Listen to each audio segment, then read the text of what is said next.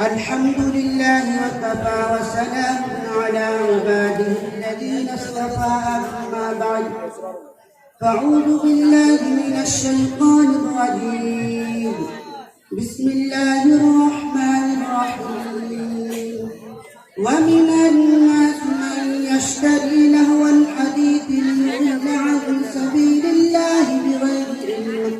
ويتخذها هزوا وأولئك لهم عذاب مهين صدق الله مولانا العظيم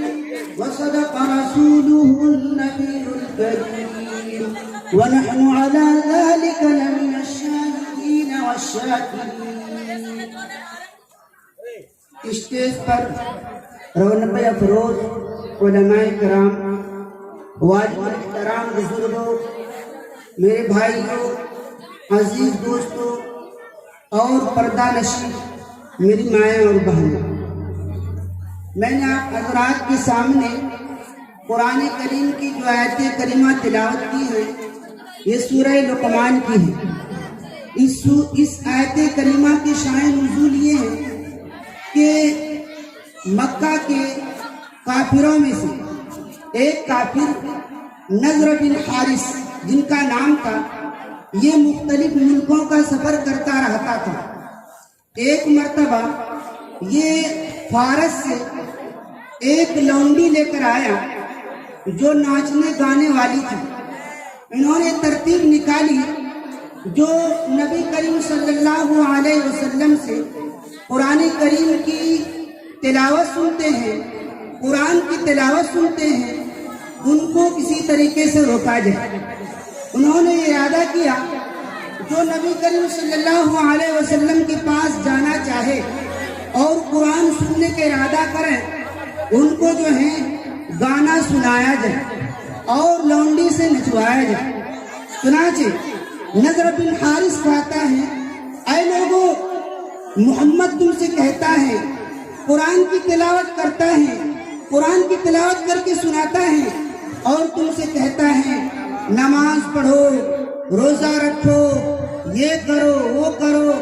زکوٰۃ دو اور حلال کماؤ اور حرام نہ کماؤ. لیکن میں تم سے کہتا ہوں میرے پاس آؤ، عیش کرو، مزے کرو. وہ گانا کی طرف دعوت دیتا تھا. اور عبداللہ بن مسعود رضی اللہ تعالیٰ عنہ فرماتے ہیں اس آیت کریمہ کے اندر لہو الحدیث کا جو لفظ آیا ہے، اس لہو الحدیث سے مراد گانا بجانا ہے. میرے بھائی، اس شان نزول سے یہ بات ثابت ہوئی نضر بن حارث نے جو یہ ناٹک رچایا تھا صرف اس وجہ سے کہ عوام کے ذہنوں کو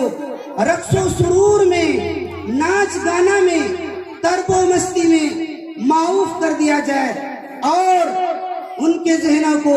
بالکل خراب کر دیا جائے اور وہ حق و صداقت اور حق و باطل کی سوچنے سمجھنے کے بالکل قابل نہ رہے. میرے بھائیو، بزرگ دوستو، اصل بات یہ ہے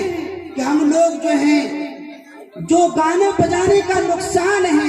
ان کے نقصانات اور ان کی برائی ہماری نظروں کے سامنے نہیں ہے. اور سب سے بڑا نقصان اس کا یہ ہے کہ گانا بجانے سے اور گانا سننے سے سب سے پہلا نقصان یہ ہے کہ اللہ تبارک تعالیٰ اور اللہ کے رسول محمد صلی اللہ علیہ وسلم ہم سے ناراض ہوتے ہیں. نبی کریم صلی اللہ علیہ وسلم نے فرمایا کہ دو ملعون آواز ہیں دنیا آخرت میں. حضرت انس اور حضرت عائشہ رضی اللہ تعالیٰ عنہما سے روایت ہے، نبی کریم صلی اللہ علیہ وسلم نے فرمایا صوتان ملعونان فی الدنیا والآخرہ، مزمار عند نعمت ورنت عند مصیبت. دو آواز ہیں دنیا آخرت میں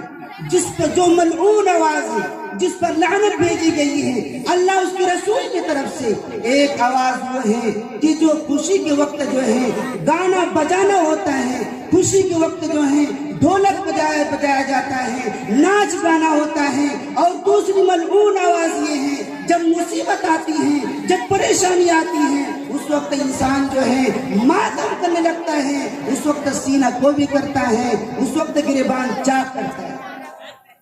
حافظ ابن قیم رحمت اللہ علیہ اپنے زمانے کے بڑے بزرگ ہیں، بڑے اللہ والے ہیں۔ حافظ ابن قیم رحمت اللہ علیہ نے فرمایا کہ اسلام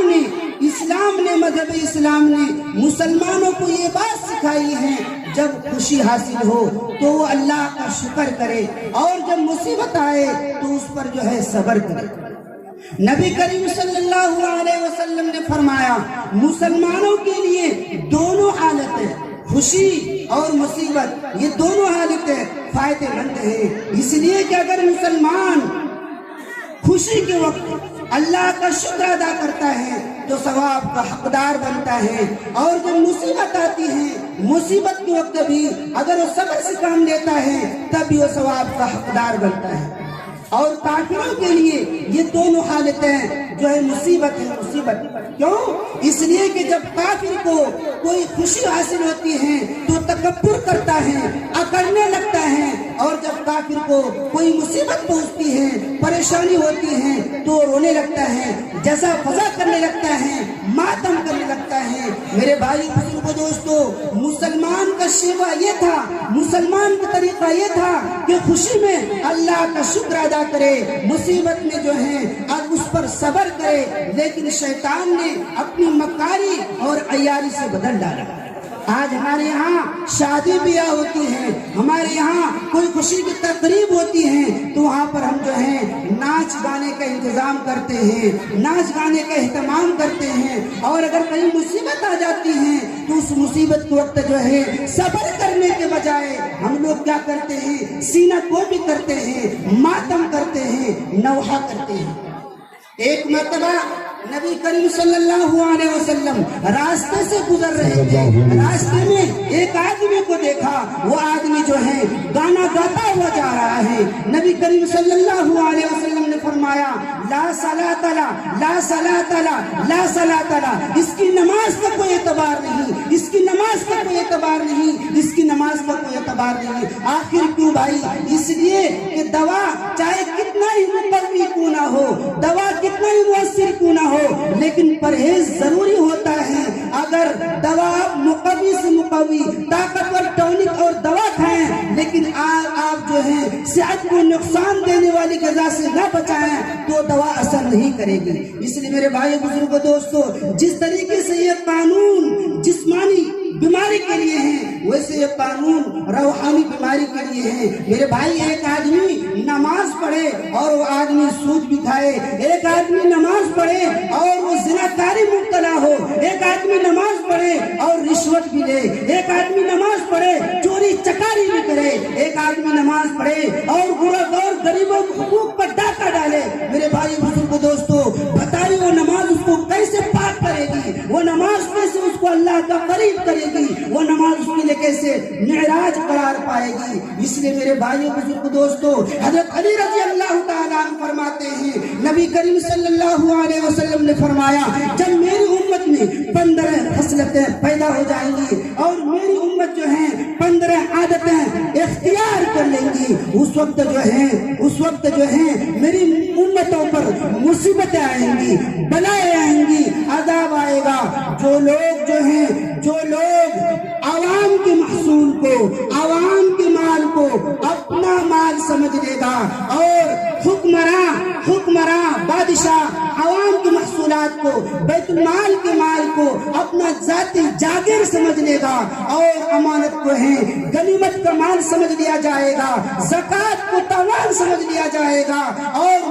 ماں کی نافرمانی کی جائے گی، اور بیوی کی بات مانی جائے گی، دوست کو قریب کیا جائے گا، دوست کو آرام پہنچایا جائے گا، اور باپ کو جو ہے تکلیف پہنچائی جائے گی، اور مسجد میں شور و گل کی آوازیں ہوں گی، مسجد میں شور مچائے جائیں گے، اور خاندان میں جو ہے سردار وہ شخص بن جائے گا جو فاسق ہوگا، جو گنہگار ہوگا، اور قوم کا لیڈر، قوم کا رہنما، قوم کا مکھیا وہ بنے گا جو قوم میں سب سب سے رذیل ہوگا، سب سے گھٹیا ہوگا، اور آدمی سے اس کے شر و فساد سے، ان کی برائی سے بچنے کے لیے اس کی تعظیم کی جائے گی، اس سے سلام کیا جائے گا، اور گانے بجانے والی لڑکیاں اور گانے بجانے والے سامان عام ہو جائیں گے، اور اس امت کے جو ہیں پچھلے لوگ اپنے سے پہلے لوگوں کو جو ہے لعن طعن کریں گے، ان کو گالیاں دیں گے۔ تو اس وقت انتظار کرو اللہ کے عذاب کا، اس وقت جو ہے اس وقت زلزلے آئیں گے، زمین دھس جائے گی، صورتیں مست ہو جائیں گی، صورتیں بندروں کی طرح بنا دیا جائے گا، صورتیں جو ہے خنزیر کی شکل میں تبدیل کر دیا جائے گا، اور جو ہے علامتیں اور آئیں گی اور مصیبتیں آتی رہیں گی۔ جس طریقے سے ہار اگر ٹوٹ جائے، ہار کا دھاگا ٹوٹ جائے تو یک کے بعد دیگرے دوسرے دانے گرتے چلے جاتے ہیں۔ میرے بھائیوں بزرگ دوستوں، آج ہم اپنے پاس پڑوس میں، اپنے ماحول میں غور کرے دیکھیں، کیا جو باتیں میں نے کہی نبی کریم صلی اللہ علیہ وسلم کے حوالے سے، یہ علامتیں کیا ہمارے ماحول میں نہیں پائی جا رہی ہیں؟ یہ ہمارے معاشرے میں یہ علامتیں نہیں پائی جا رہی ہیں؟ کیا ہمارے حکمرانوں نے عوام کے مال کو ذاتی زاگیر نہیں سمجھ لیا؟ کیا حصول دین کو کیا علم دین کو دنیا حاصل کرنے کا ذریعہ نہیں بنا لیا گیا؟ کیا زکوٰۃ کو تاوان اور ٹیکس نہیں سمجھ لیا گیا؟ کیا ماں باپ کو ستایا نہیں جا رہا ہے؟ کیا T V, we C are, tele vision, cinema اور موبائل کی محفلیں ہر گھر میں برپا نہیں ہے؟ کیا ہماری مائیں بہنیں ہر وقت موبائل میں مشغول نہیں رہتی ہیں؟ آج اگر آپ گھومیں گے کسی گھر میں قرآن کی تلاوت کی آواز نہیں آئے گی، افسوس سکھانا پڑتا ہے، اور لیکن آپ اگر گھومیں گے چکر لگائیں گے ہر گھر میں جو ہے موبائل کی آواز آئے گی، گانے بجانے کی محفلیں ہیں ہر گھر میں،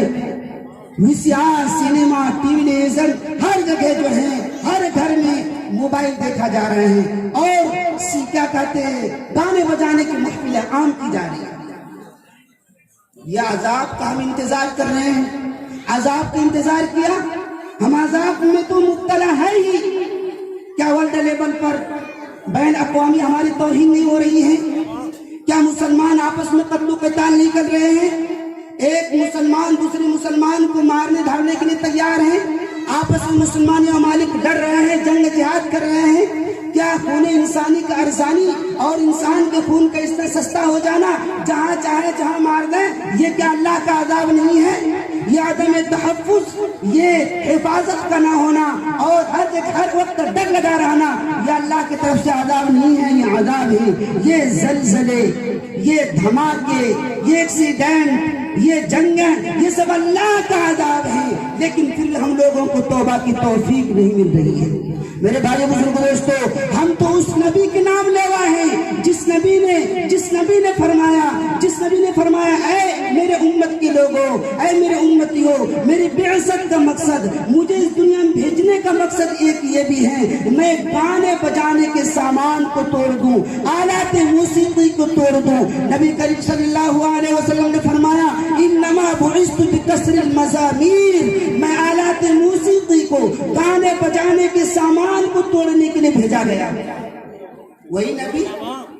جس کی بعثت کا مقصد قرآن کی تلاوت ہے،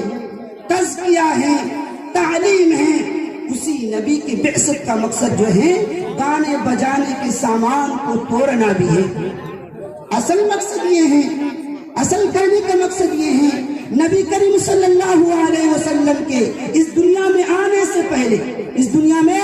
آنے سے پہلے وہاں کے جو بادشاہ ہوا کرتے تھے، وہاں کے جو رئیس ہوا کرتے تھے، وہاں کے جو مالدار ہوا کرتے تھے، وہ جو ہے اپنے گھروں میں لونڈیاں رکھا کرتے تھے، اپنے گھروں میں گانے بجانے والی لڑکیاں رکھا کرتے تھے، اور اس وقت عیاشی فحاشی اور یعنی ننگا پن بالکل عام تھا، اور وہ لڑکیاں گانے بجانے والی اپنے بادشاہ اور اپنے مالک کا دل لبھایا کرتی تھی، اور اگر مہمان آیا کرتے تھے تو اس کے سامنے وہ ناچا کرتی تھی۔ اس کو روکنے کے لیے نبی کریم صلی اللہ علیہ وسلم اس دنیا میں تشریف لائے۔ میرے بھائی بزرگ دوستو، آج ہم اپنے معاشرے میں اپنے ماحول میں دیکھتے ہیں جو گلوکار ہیں، جو فنکار ہیں، جو ناچنے والیاں ہیں، جو ناچنے والے ہیں، یہ ایسا طبقہ ہے جو بالکل مہنگا ہو چکا ہے۔ آج چلچلاتی دھوپ میں، ناسازگار موسم میں کام کرنے والا مزدور وہ سستا ہے، ناسازگار موسم میں ہل چلانے والا کسان کاشتکار وہ سستا ہے۔ آج سال ہر سال تحصیل علم کے لیے سرگردہ پھرنے والا یہ طالب علم، یہ مدرس، یہ مربی آج سستا ہے۔ آج مسند درس کو رونق بخشنے والا یہ محدث، یہ مفسر سستا ہے۔ لیکن میرے بھائی بزرگ دوستو، آج ہمارے نوجوانوں کے اندر بے حیائی پیدا کرنے والا، بے حیائی لانے والا، ہمارے نوجوان لڑکیوں میں، نوجوان مردوں میں، نوجوان لڑکوں میں جو ہیں بے حیائی، عریانیت، ننگا پن لانے والا، ہمارے نونہالوں کے اخلاق کو بگاڑنے والا، ہماری بہنوں کے سروں سے، ہماری بیٹیوں کے سروں سے دوپٹہ اتارنے والا، ہماری بہنوں کے چہروں سے شرم و حیا کو ختم کرنے والا، شرم و حیا کو چھیننے والا یہ گلوکار، یہ فنکار، یہ ایکٹنگ کرنے والا آج بہت مہنگا ہے۔ اس کی ایک ایک منٹ کی قیمت لگائی جاتی ہے، اس کے ایک ایک سیکنڈ کی قیمت لگائی جاتی ہے۔ اور انتہا تو یہ ہے، آج ہمارے محلے کے، آج ہمارے معاشرے کے ہر نوجوان گویا اور ایکٹر بننا چاہتا ہے، ایکٹر بننے کے لیے بے چین ہے۔ اور انتہا تو یہ ہے، ہمارے گلی اور محلے میں، ہمارے بازاروں میں آج اس موبائل، اینڈرائڈ موبائل کی برکت سے، اس ٹی وی کی برکت سے، اس سینما کی برکت سے ہمارے چھوٹے چھوٹے بچے، ہماری چھوٹی چھوٹی بچیاں ایکٹنگ کرتے نظر آتے ہیں۔ میرے بھائی بزرگ دوستوں، سوچنے کی بات، اس ایکٹنگ کے پیسے، اس ایکٹنگ کے پیشے سے، اس ایکٹنگ اور ایکٹر کے کام سے، اور اس گلوکاری اور فنکاری کے پیشے سے جو پیسہ کمایا جاتا ہے وہ پیسہ بالکل حرام ہے، حرام۔ جو یہ پیشہ اختیار کیا ہوا ہے وہ اس کو چاہیے کہ وہ حلال روزگار اختیار کرے، حلال روزگار اختیار کر لے۔ آج اس حرام پیشے سے لمبی لمبی گاڑیوں پر زرق و برق لباس پہنتے ہیں تو سمجھ لیں وہ جو ہیں جب قیامت، جب مرے گا، قیامت میں اٹھایا جائے گا، وہ کنگال اٹھایا جائے گا، اس کے بدن پر ایک چیتھڑا بھی نہیں ہوگا، ایک کپڑا بھی نہیں ہوگا۔ میں اپنی طرف سے بات نہیں کہتا، بلکہ میں ایک حدیث بیان کر رہا ہوں۔ صفوان بن امیہ رضی اللہ تعالی یہ روایت کرتے ہیں کہ ہم لوگ نبی کریم صلی اللہ علیہ وسلم کے پاس بیٹھے ہوئے تھے۔ عمر بن قرہ ایک صحابی ہے، وہ تشریف لائے۔ انہوں نے کہا یا رسول اللہ، ہماری قسمت میں شقاوت اور بدبختی لکھ دی گئی ہے، اس لیے کہ میں یہ سمجھتا ہوں اور میں جانتا ہوں بغیر دف بجائے، بغیر ڈھولک بجائے مجھے روزی نہیں مل سکتی، مجھے رزق نہیں مل سکتا، مجھے رزق نہیں مل سکتی۔ نبی کریم صلی اللہ علیہ وسلم نے فرمایا چپ رہو، خاموش رہو، تم کیا بولتے ہو، تم کیا بولتے ہو، خاموش رہو۔ اللہ تبارک تعالیٰ نے تمہارے لیے حلال روزگار مہیا کر رکھا ہے، حلال کمائی مہیا کر رکھی ہے، اور تم حرام سے اپنا رزق حاصل کر رہے ہو، حرام سے حاصل کر رہے ہو۔ اب میں تمہاری عزت نہیں کروں گا، تمہارا احترام نہیں کروں گا، تمہیں نظر عطا سے نہیں دیکھوں گا، چل اٹھ میرے سامنے سے، کھڑا ہو، توبہ کر، اللہ کے سامنے رو، اللہ کے سامنے گر گڑا۔ اس کے بعد نبی کریم صلی اللہ علیہ وسلم نے فرمایا اگر میں تیرے کو اس سے پہلے گانے بجانے سے، ڈھولک بجانے سے منع کر چکا ہوتا تو میں تیرے ساتھ بری طرح سے پیش آتا، بری طرح سے پیش آتا۔ دیکھ اب سمجھانے کے بعد اگر تو گانا گائے گا، ڈھولک بجائے گا، دف بجائے گا تو سوچ لو میں تیرے ساتھ بری طرح سے پیش آؤں گا، تیرا حلیہ بگاڑ دوں گا، تیرا چہرہ بگاڑ دوں گا، اور تجھے تیرے گھر سے جو ہے نکال کر شہر بدر کر دوں گا، اور تیرے سامان کو، تیرے رخت کو جو ہے، جو گھر کا سامان ہے وہ مدینہ کے نوجوانوں میں لٹوا دوں گا۔ چل اٹھ، اب گانا نہ بجانا، اب دف نہ بجانا۔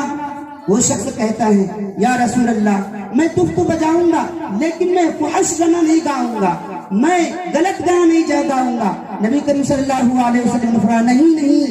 دف بجانا ہی نہیں ہے، گانا گانا ہی نہیں ہے، چاہے تم غلط گانا نہ گاؤ پھر بھی حرام ہے۔ اس پیسے سے کمائے جانے والا پیسہ وہ سب کا سب حرام ہے۔ وہ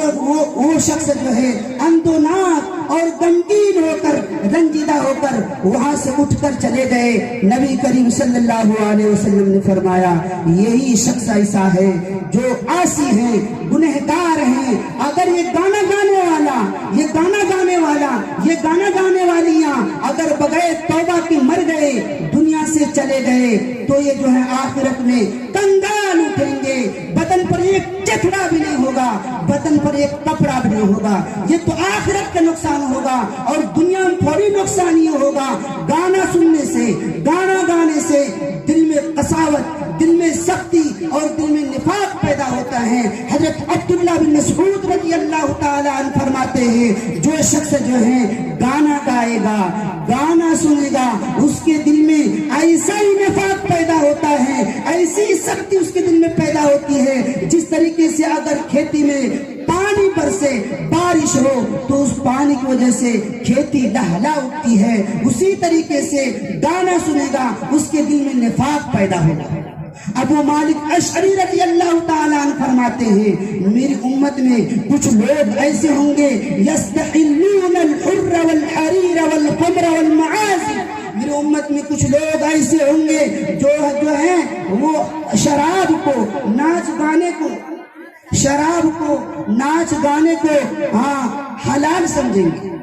اور اسی سے روایت ہے وہ مالک اشعری رضی اللہ تعالیٰ عنہ سے، وہ فرماتے ہیں کہ میری امت میں کچھ لوگ ایسے ہوں گے جو شراب کا نام بدل کر پیئیں گے اور مزامیر اور معازف کے ساتھ ساتھ، گانا بجانے کے ساتھ ساتھ ان کے ساتھ ناچنے والی لونڈیاں، لڑکیاں بھی ہوں گی اور